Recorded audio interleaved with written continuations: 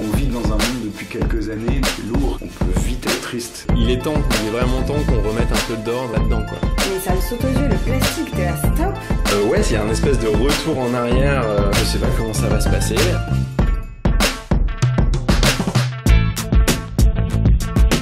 J'ai hâte de voir comment les gens vont réagir. Je ne suis pas exemplaire, c'est juste j'essaie de faire ma part. Je suis assez optimiste, finalement. Élémentaire, mon cher Watson.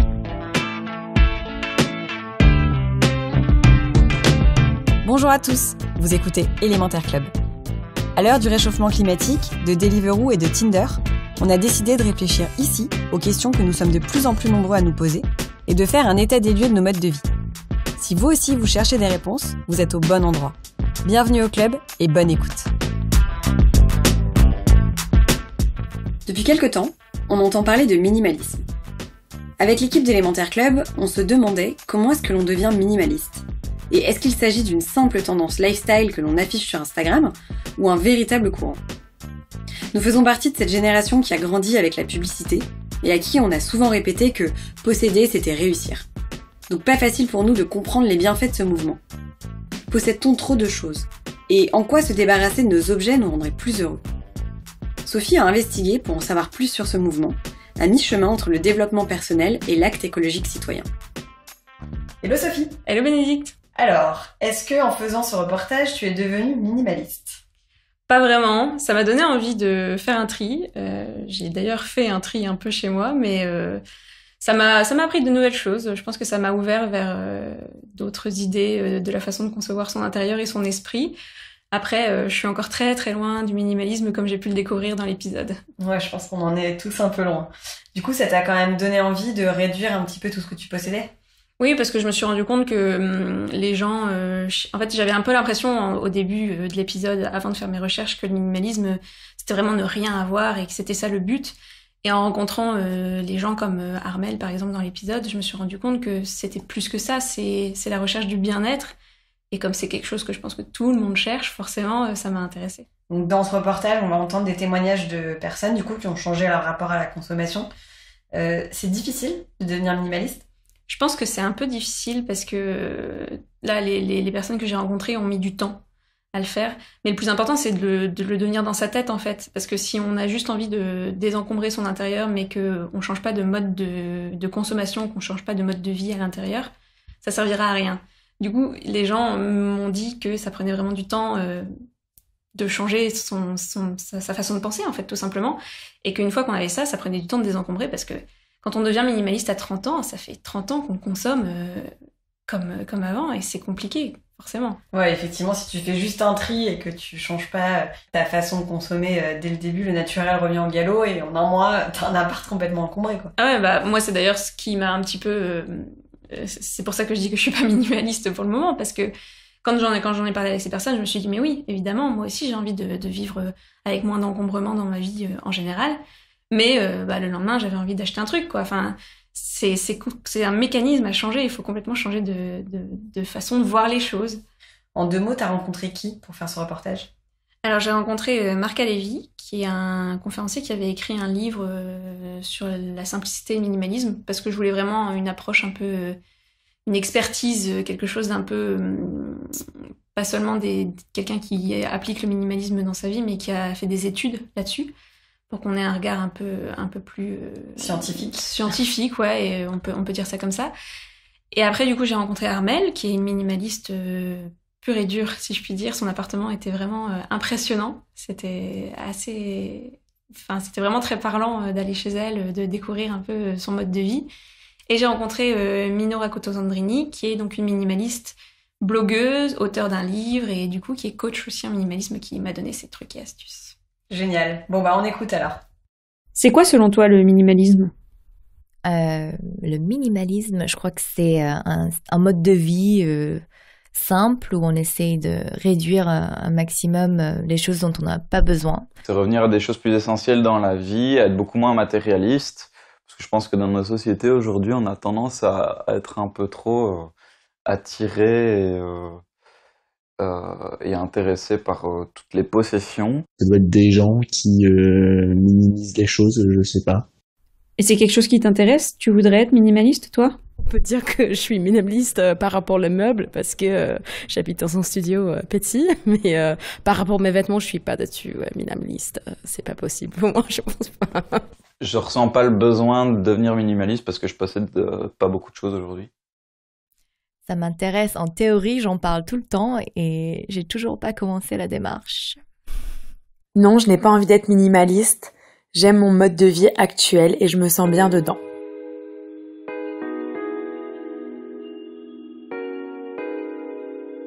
Un dimanche comme un autre, sur l'écran de mon ordinateur, le dernier documentaire à la mode. L'histoire de 2 Américains qui ont abandonné toutes leurs possessions matérielles pour se concentrer sur l'essentiel. Leur essentiel ne comprend ni iPhone dernier cri, ni paire de chaussures à la dernière mode. Ils sont ce qu'on appelle des minimalistes. Des minimes à quoi ? Un coup d'œil rapide dans le dictionnaire m'apprend que le minimalisme serait la recherche de solutions requérant le minimum d'efforts et de bouleversements. Pas très clair tout ça. Si je veux bien comprendre le minimalisme, encore faut-il en avoir une bonne définition. J'appelle Marc Alévi. Ce conférencier et auteur du livre Simplicité et minimalisme m'éclaire sur cette obscure notion. Parfait. Donc je voulais voir déjà comment est-ce que vous définissez, vous, le minimalisme? C'est quoi votre définition? La définition, le mot parle de même, hein, minimaliste, donc minimal, minimum. Le minimalisme, c'est qu'est-ce que je dois consommer, quel est le minimum que je dois consommer pour pouvoir avoir une vie pleine, entière, d'accomplissement et de joie. La simplicité, c'est de nouveau la même chose, c'est de dire, c'est très difficile de faire simple, hein, et de vivre simplement. C'est qu'est-ce qui est superflu et qui m'encombre. Se désencombrer la vie, ça c'est quelque chose qui est une notion que j'aime beaucoup. Il faut peut-être revenir tout simplement à l'essentiel. Qu'est-ce qui est essentiel pour moi? C'est une question difficile, hein, parce que ça veut dire qu'il faut avoir le courage de s'affronter soi-même. Qu'est-ce qui fait que ma vie, quels sont les éléments dans ma vie qui font que j'ai envie de la vivre, cette vie-là, et de la vivre pleinement? De quoi ai-je vraiment besoin pour vivre heureux, pour vivre bien, et de refuser les réponses toutes faites que vous apporte le monde extérieur, parce que là, le message, il est partout clair dans tout ce qui est publicité. Vous voulez être heureux, consommez plus. Ce qui est faux, mais notoirement faux. Et ça très clairement, la sociologie l'a démontré. Donc, si cette réponse est fausse, quelle est la bonne réponse? Qu'est-ce que je fais demain matin, ou là tout de suite, pour avoir plus de joie de vivre? Et ça dépend de la réponse que chacun donnera. Parce qu'il est clair que la réponse pour moi et la réponse pour vous, c'est pas la même. Dans votre livre, vous abordez aussi le minimalisme d'un point de vue écologique. Ça veut dire quoi exactement? Ça veut dire quoi? Ça veut dire que dans un monde où, qu'on le veuille ou qu'on le veuille pas, la quantité de ressources disponibles par être humain va diminuer, est en train de diminuer très, très rapidement, hein, les stocks s'épuisent.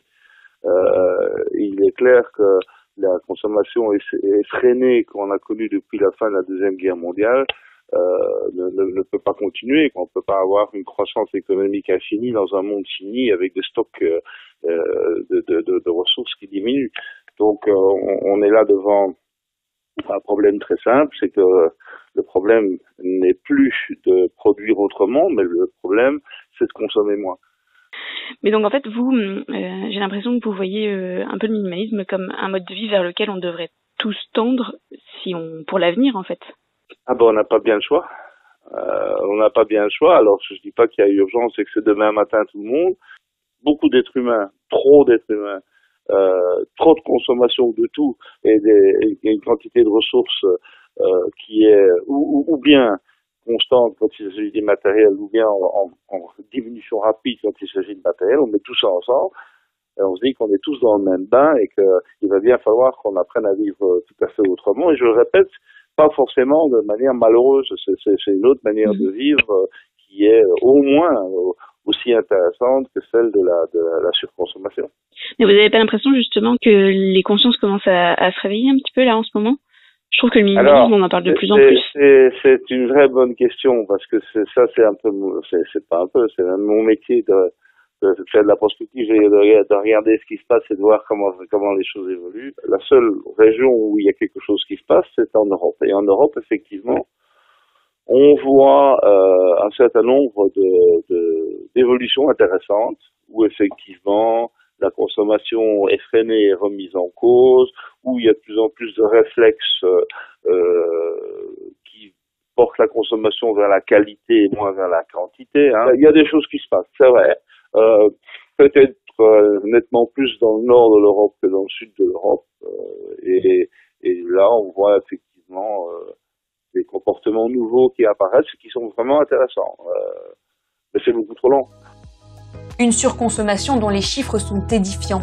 Selon une récente étude du magazine Forbes, l'américaine moyenne possède aujourd'hui 30 tenues, alors qu'elle n'en avait que 9 en 1930. Pire, nous possédons tellement d'objets que nous passerions plus de 153 jours à chercher ce que nous perdons. Avec dans le top 3, portables, clés et lunettes de soleil. Au total, nous consommons 2 fois plus d'objets en tout genre que nos grands-parents il y a à peine 50 ans. Le rejet de la surconsommation, les préoccupations écologiques ou encore l'argument financier, toutes ces raisons expliquent l'essor du minimalisme comme nouvel art de vivre. Au hasard de mes recherches, je découvre un groupe Facebook dédié au minimalisme. Il compte déjà plus de 17 000 membres et grossit de jour en jour. Ceux qui s'appellent les apprentis minimalistes, y partagent leurs conseils pour désencombrer leur intérieur et faire le tri dans leur quotidien. Bonjour, je suis maman de 3 enfants et malgré plusieurs tentatives et rechutes, je compte bien m'y mettre sérieusement. Hier, tri de vêtements d'hiver. Bonsoir, je suis nouvelle dans la démarche minimaliste. Ici, photo avant-après de mon meuble de salle de bain. Qu'en pensez-vous? Bonjour, je m'interroge sur l'utilité d'avoir ou non un sèche-linge. Maman de 2 enfants, serait-il utile pour nous ou bien du confort inutile? Merci. Ce message, c'est celui d'Armelle. Minimaliste depuis un peu plus d'1 an, elle poste régulièrement sur le groupe. Des demandes d'informations, des photos de son intérieur immaculé et même des mots d'encouragement pour les nouveaux venus. Dans son appartement de région parisienne, il n'y a presque rien sur les surfaces. Aucun meuble inutile, pas de magazine ou de jouets éparpillés malgré ses 2 enfants de 4 et 7 ans. On a directement la chambre des enfants sur la gauche. Bon, c'est un peu le bazar parce qu'avec les enfants c'est compliqué. Ensuite, un peu plus loin, on a ma chambre. Je dors directement sur le sommier sur un matelas, donc ça me pose aucun problème au niveau du dos ou quoi, je trouve ça plus vide. J'ai une penderie où j'étends des vêtements, j'ai aussi des réserves de vêtements d'hiver et les draps, tout ce qui est draps dans ma penderie. J'ai une commode qui est à moitié pleine, faudrait que je la change d'ailleurs, j'ai 2 tiroirs qui sont inutilisés donc c'est en projet pour la changer. J'ai un salon qui est très vide et qui résonne beaucoup. Il est juste composé d'un canapé convertible si je reçois des amis, une toute petite table basse qui sert à peine. J'ai un meuble avec une vieille télé, c'est juste quand mes enfants ont besoin de regarder, on la regarde pas souvent. Donc c'est vrai que pour moi l'important c'est pas d'avoir beaucoup de meubles, beaucoup de choses à exposer à ses amis ou autres. C'est vraiment les moments qu'on y passe quoi. C'est pour ça que c'est bientôt mon anniversaire et que je vais demander à personne de m'offrir des cadeaux parce que j'ai besoin strictement de rien. Bon, je suis pas sûre qu'ils m'écoutent, mais... Justement, votre entourage, il en pense quoi? Je reçois pas énormément, mais c'est vrai quand on est venu, mes amis m'ont dit mais c'est vide, ça manque de déco. Alors j'ai quelques cadres au mur avec les photos de mes enfants, de ma famille, c'est tout ce que j'ai comme déco, dans toute la maison d'ailleurs. Mais moi ça me dérange pas. Quand j'ai publié des photos sur un groupe de réseau social réservé aux minimalistes, tout le monde me dit mais c'est vide, ça manque de vie. Après moi je leur réponds en disant que la vie c'est pas les meubles ou la déco qui fait qu'il y en a, ce sont mes 2 petites choses de 4 et 7 ans qui viennent mettre de la vie, des cris, des rires, des pleurs, tout ce que vous voulez, et c'est ça la vraie vie de mon appartement. Comment est-ce que vous êtes devenu minimaliste? En fait, il y a 1 an et demi, j'étais hébergée chez ma mère. Parce que bon, le logement en Ile-de-France est très compliqué, donc j'avais mes 2 enfants, et puis je suis rentrée du travail à 16h30. Et puis en rentrant, la porte avait été complètement ouverte, et puis des cambrioleurs étaient venus, donc en pleine journée à 16h. Et donc ils avaient fichu un bazar monstre dans l'appartement. Et à ce moment-là, je me suis sentie oppressée par tous ces objets qui m'entouraient. C'est vraiment comme si je pouvais plus respirer dans l'appartement où on était. Ils avaient vraiment sorti tout, mis tout sur mon lit, toutes les choses que j'avais. À partir de ce moment-là, je me suis mis à regarder les possessions que j'avais et je me suis dit, je vais les donner aux personnes qui en ont probablement besoin parce que ça, je m'en sers pas, ça non plus. Je les vois dans mon champ de vision et c'était très encombrant pour moi. C'est quoi pour vous le principal avantage ? Je trouve que j'ai changé. Depuis, par exemple, le cambriolage, j'ai obtenu mon appartement. J'ai eu une réelle chance que ce soit arrivé 2 mois juste après le cambriolage. Donc je me sens déjà plus libre, j'ai l'impression de respirer. Il y a beaucoup de monde, surtout je pense aux mamans qui ont le burn-out, qui tournent pas loin de chaque maman parce que c'est un rôle très compliqué. Quand on rentre dans son appartement qui est encombré, ça rajoute du poids de se dire ouais, j'ai tout ça à faire, j'ai le ménage, machin, et ça peut compliquer la vie. Moi, j'arrive dans mon appartement, il est plus ou moins rangé malgré les enfants, je respire, donc je me sens plus libre, plus sereine, plus posée. Je sais que si j'ai du ménage à faire, étant donné qu'il y a peu de surface, que c'est plutôt libre, ça va être rapide. Donc au final, mon appartement paraît plutôt propre. Bon, après, quand on a des enfants, la propreté est assez relative. Mais donc c'est vrai que je me sens beaucoup mieux psychologiquement. Et comme ça me permet de consacrer beaucoup moins de temps aux tâches ménagères, tout ça, donc ça me permet de faire plus de choses à côté. Donc je me sens mieux, beaucoup plus heureuse. Je dirais que j'ai trouvé mon confort et qui me permet de vivre et de réaliser que la vie, c'est vraiment autre chose que les objets et qu'au contraire, ça m'a permis de me poser et d'être beaucoup plus heureuse dans ma vie. Grâce au minimalisme, comme je n'achète pas énormément de choses, je peux me faire plaisir derrière avec les sous que j'ai. Je fais des restaurants, ça me fait super plaisir, j'adore manger au restaurant. On sort, par exemple, avec mes enfants, on a tous un pass annuel dans un grand parc d'attractions. On y va souvent, donc ça représente un budget quand même conséquent, mais je peux me le permettre sans aucune difficulté, parce que je préfère largement qu'on aille s'amuser tous ensemble au parc d'attractions 1, 2, 3 fois par mois, voire plus, selon ce qu'on a, ils adorent, donc c'est vraiment des plaisirs qu'on peut se permettre grâce au minimalisme. Et je veux partager pour mes enfants, pour d'autres générations à venir, le fait que ce que je veux qu'il reste de moi comme souvenir, c'est pas ce que j'avais, c'est ce que j'ai pu offrir en termes de possession sentimentale, quoi. C'est vraiment cet héritage-là que j'ai envie de donner.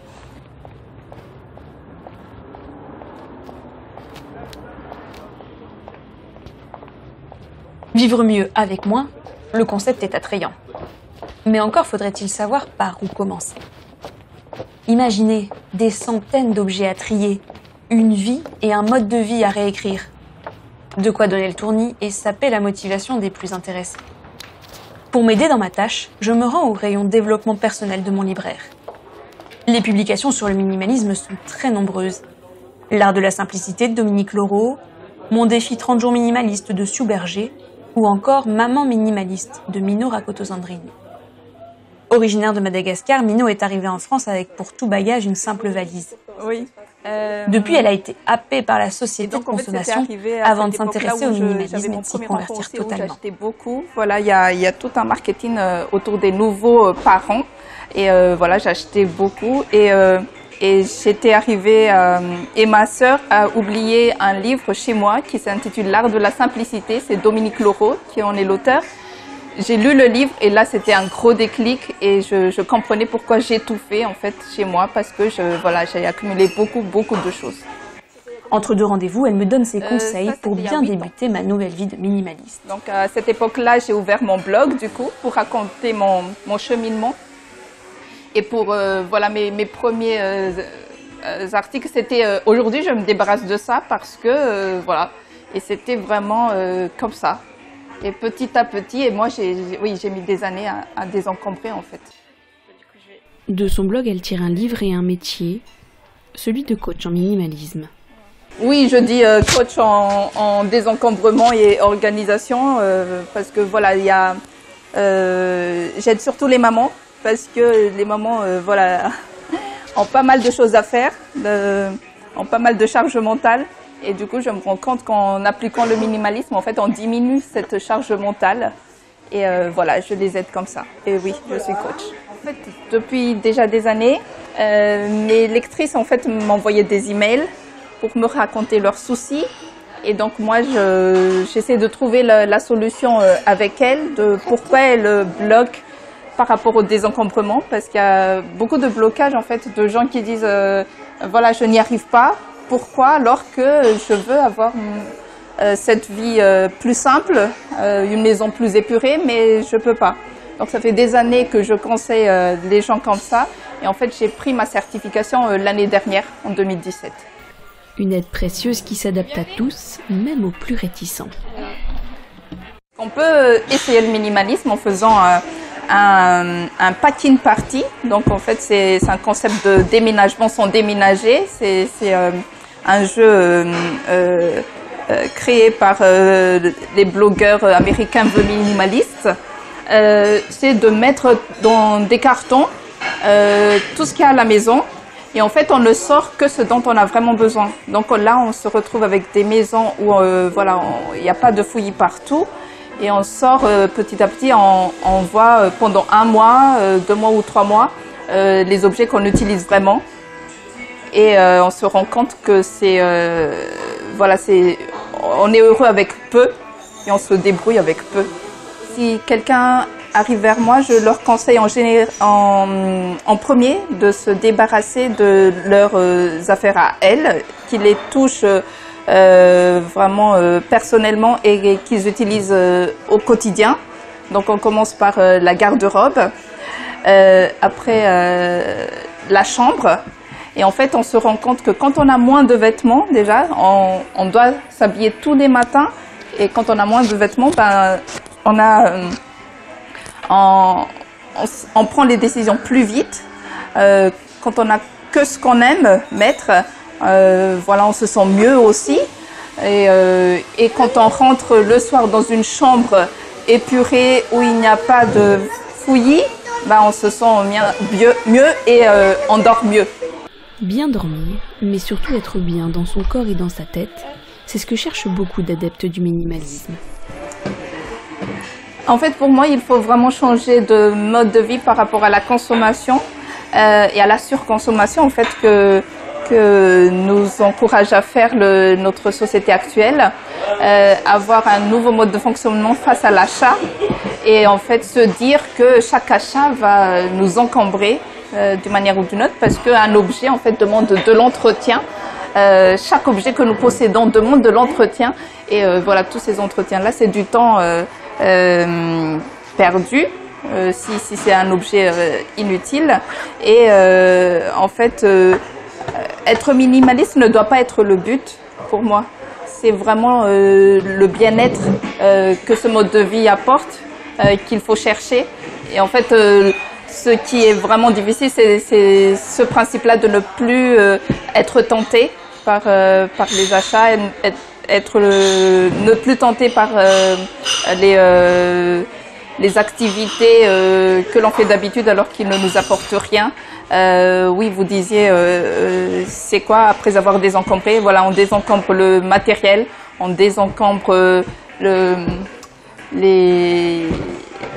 l'emploi du temps, on désencombre les relations toxiques, voilà, et c'est recentrer en fait, c'est se recentrer sur ce qu'on veut vraiment, et en fait en se recentrant comme ça, ben, on a plus de temps pour les personnes vraiment essentielles, vraiment importantes pour nous, les activités qui sont vraiment importantes pour nous. Elle-même l'avoue, ce n'est pas tous les jours facile. Avec le temps, elle a créé ses propres filtres pour résister à l'envie de consommer. J'ai intégré plusieurs filtres dans ma tête. Quand j'arrive devant un objet, déjà où est-ce que je vais le ranger? Ça c'est finalement avant le... Est-ce que c'est vraiment utile? Oui, déjà ça on se pose la question, mais où est-ce que je vais le ranger? Ben, si on n'a pas d'endroit où le ranger, ben, c'est peut-être qu'il n'est pas, voilà, il n'est pas compatible avec chez nous. Et du coup j'ai intégré plusieurs filtres. Et du coup, moi, je suis un peu dans le sens inverse où j'ai du mal à acheter des objets. Et des fois, je suis très fatiguée en se disant « Oh là là, il faut que j'achète telle chose. Je vais prendre du temps pour l'acheter. » Du coup, ça fait un filtre dans le bon sens, mais des fois, ça fatigue aussi. Je pense qu'il faut aussi savoir lâcher prise. Parce que du coup, dans ce sens-là, je me dis que des fois, je suis trop dans le contrôle. Et le bien-être que je recherchais dans le minimalisme, finalement, des fois, ça me prend du temps ça me vole du temps. Et il faut savoir trouver le juste milieu. J'ai donc encore du travail avant d'être une parfaite minimaliste. Mais Minot me rassure, elle aussi doit poursuivre sa démarche au quotidien. Pour moi, il n'y a pas de parfait minimalisme. Pour moi, c'est est-ce que chacun a trouvé son essentiel et du coup, est-ce que chacun a son essentiel? Du coup, il n'y a pas de celui-ci est plus parfait que celui-là. C'est chacun a trouvé peut-être comment il vit. Est-ce que j'ai encore des domaines où je dois travailler? Alors oui, je dois travailler encore sur les jouets de mes enfants parce que des fois, on achète les jouets pour faire passer un message. On achète un jouet pour dire, par exemple, je t'aime. On achète un jouet pour dire, tu m'as manqué. Et en fait, il faut réapprendre à parler et à dire, je t'aime et tout ça, sans qu'il y ait l'objet avec. Et donc moi, mes enfants, c'est vraiment un domaine où j'ai du mal, ce sont les jouets. Et voilà, j'essaie encore de diminuer cette partie-là avec eux. C'est difficile avec mon fils de 9 ans où il faut négocier. Avec les plus petits, ça va aller.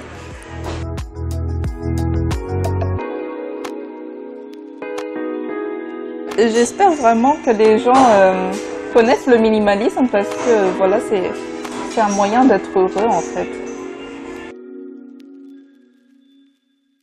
En fait, c'est marrant parce qu'au début, on prend ça un peu comme une punition, je pense, le fait de devoir se séparer de ses objets, alors que c'est un peu ce que tu disais en intro, la finalité, c'est que ça nous allège. Oui, il y a beaucoup de gens qui disent, d'ailleurs, je me sens tellement mieux, enfin, Armelle, elle le dit, comme on l'entend dans l'épisode, je me sens libérée. Et c'est vrai que c'est assez impressionnant de voir à quel point elle a l'air tout à fait sereine et à quel point on se dit, mais oui, en fait, pourquoi est-ce que je m'encombre avec des objets alors que je pourrais passer plus de temps à faire ce que j'aime? Et ouais, c'est vraiment une libération, visiblement, pour beaucoup de personnes, donc ça donne un peu envie. On va tous s'y mettre, alors. Et donc, toi, si tu devais commencer à avoir une démarche minimaliste chez toi, tu commencerais par quoi? Par une pièce? Tu commencerais par quoi? Je pense que je commencerais par mon dressing, qui est la pièce, l'élément chez moi où j'ai le plus de mal à me séparer des objets. T'as entendu parler du projet 333? Ouais, j'en ai un peu parlé avec Minot d'ailleurs, qui a suivi un coaching à l'en-style, comme quoi même les coachs minimalistes doivent parfois être aidés. Hein. Et c'était super intéressant et je pense que je vais un petit peu me pencher sur la question. Donc le projet 333, c'est 3 mois avec 33 pièces de ton dressing, c'est exactement, ça, pour faire des combinaisons différentes. Ça paraît fou, mais en même temps, pourquoi pas, hein. Bon, en même temps, peut-être que ça suffit. Il faut essayer pour le savoir. Ouais. Bon, on va tester alors. Merci Sophie. Merci Bénédicte. À bientôt. Merci pour votre écoute. Vous retrouverez toutes les références dans la description de l'épisode. Et si vous avez envie de découvrir chaque semaine des marques, des associations ou des personnalités qui ont un impact sociétal ou environnemental, pensez à vous abonner à notre newsletter, La Relève. Pour cela, il vous suffit de vous inscrire sur notre site elementairclub.com. Vous pouvez aussi nous retrouver sur les réseaux sociaux. N'hésitez pas à nous écrire, à nous faire part de vos commentaires et des sujets que vous aimeriez voir traités. Et bien sûr, vous pouvez nous laisser une note sur le podcast qui est très utile pour nous. Rendez-vous dans 15 jours pour un nouvel épisode.